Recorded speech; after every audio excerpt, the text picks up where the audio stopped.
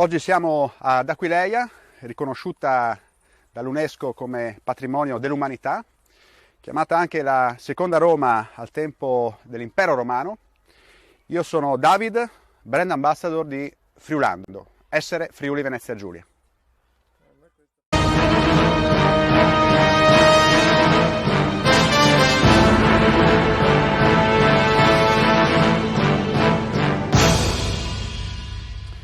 Aquileia, con il suo patriarcato, è stata la madre del cristianesimo europeo e con la sua basilica e i suoi mosaici di 2000 anni è stata la radice della nostra cultura ed è certamente anche il simbolo della nostra terra nel mondo.